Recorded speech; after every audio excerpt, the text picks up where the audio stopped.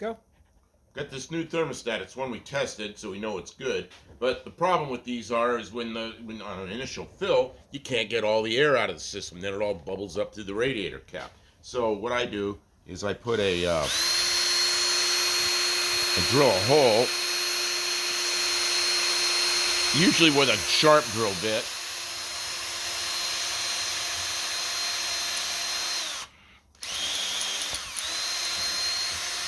Like that, an 1/8 inch hole in there.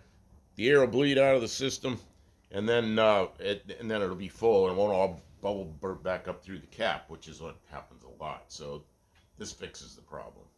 Drill a hole in the thermostat.